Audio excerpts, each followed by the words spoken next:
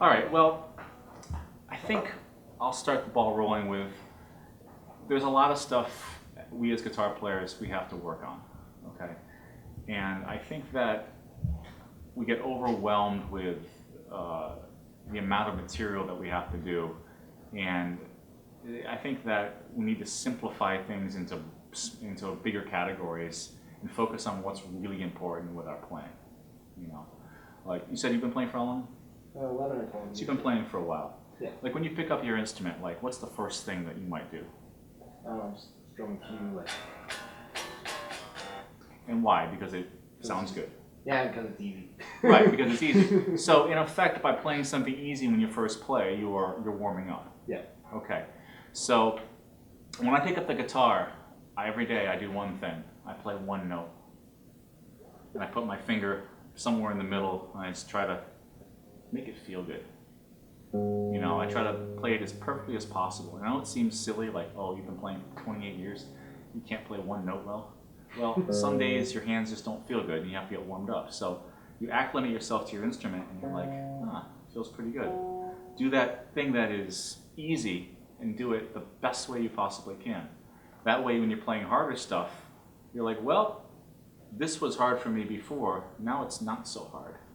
And that thing that was easy is now super easy. So everything becomes a little bit easier if you just think about playing one note and making it as effortless as possible. If you're working from an area of being uncomfortable while you play, that is never going to change. You're never going to get comfortable with something if you are always struggling with it and you never take the baby steps. You know, people think that they're going to go from one level to this level by just brute force, but you have to kind of create incremental little steps for yourself. You know, after playing one note, I might decide that, well, 2 notes, well, that's a challenge. And then maybe I might cross strings. And I say, ooh, now I have to work in both directions. And then you start to add one little thing at a time, and before you know it, you're playing something that actually sounds good.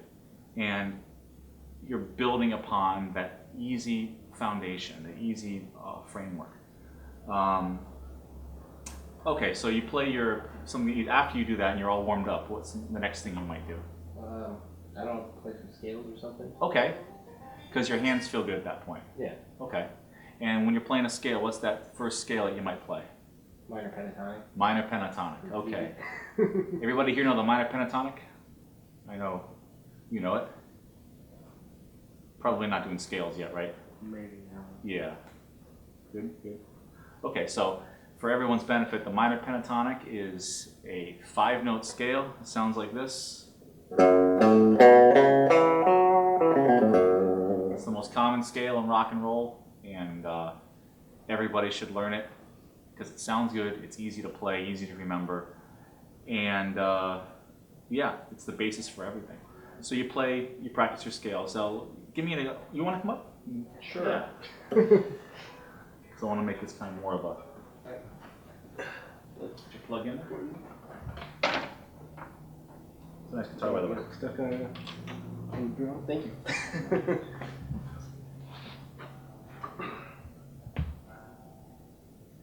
He helped me pick it out, actually. Cool. He dragged me to Guitar Center for 3 weeks.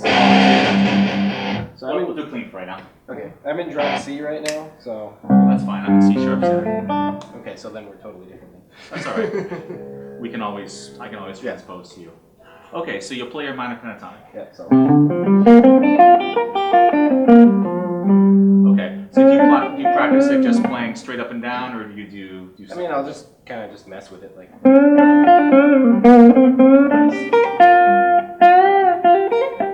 And then, like, try the different positions. And, Mm-hmm.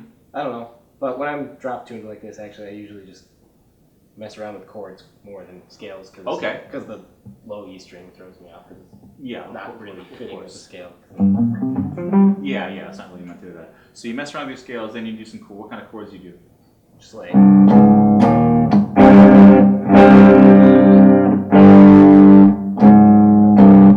Okay, That stuff. that's cool. Now, since you're in drop D tuning, you're technically kind of like in D minor or D major type thing. You have thought about adding like notes from the scale to those upper chords? I mean, I think of it not intentionally, but I haven't actually done much thought. Try into this. that. So if you're playing, you got your drone, right? Yeah.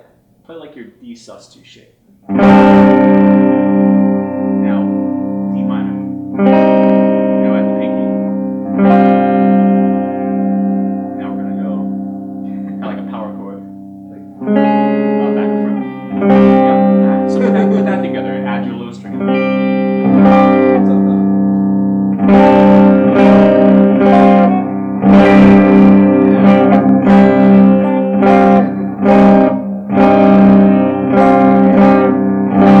Now do something where maybe you'll separate the bottom voices.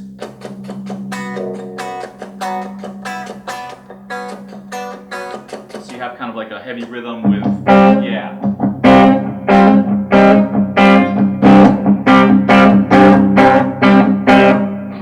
See? That was bad, but yeah. No, that's cool. That's cool. So then, in my mind, what I would say, if I had that bit of material to work with, I would say, how many ways can I mix that up?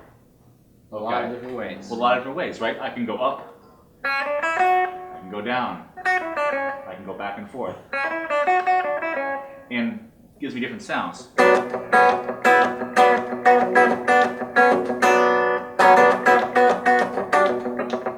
And by thinking in like little mathematical terms, simplistic, because you only have 4 chords you're playing with, you get all those options and you get some nice musical ideas that you wouldn't get otherwise if you're just like, well, I've got all these notes and what do I do with them?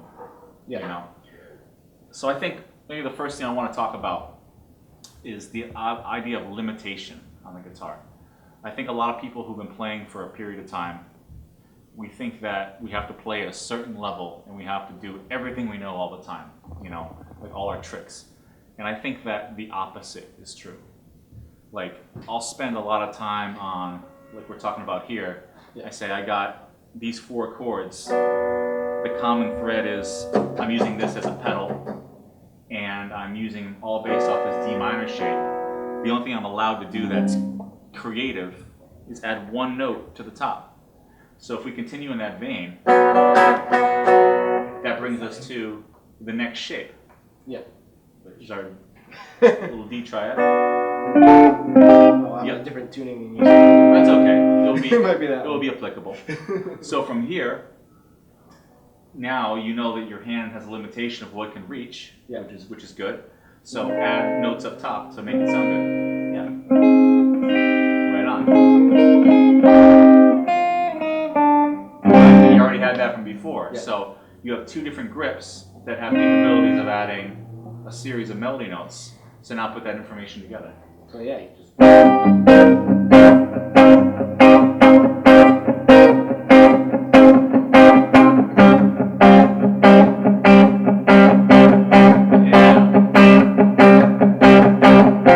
sounds fantastic. Now we get to our 3rd grip, which is just this little bar here. 10th fret. 10th fret. Yep. And look what you have available to you here. There it is. Now the same kind of playing you did before. Yep.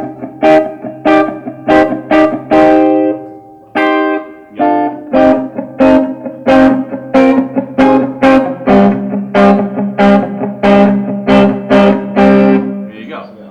You have all those things, and it's just, so now what you do is you go back and say, all right, how do I organize this information that I have before me?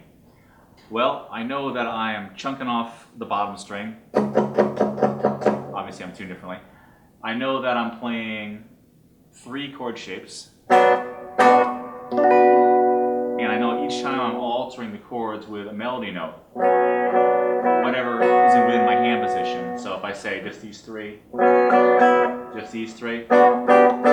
these 3, now I have a full scale.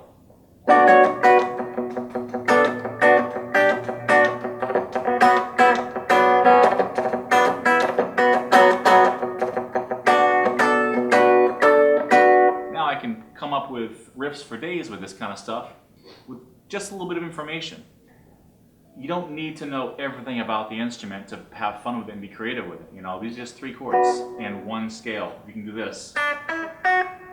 Or, I should learn my scales.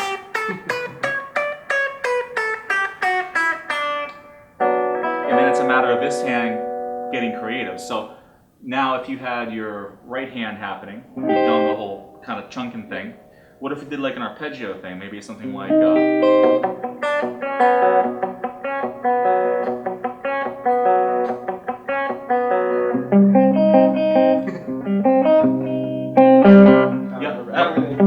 what I'm doing, I'm going down 4, and then I'm going back to right. Oh, you're taking your finger off. Yep. That's how you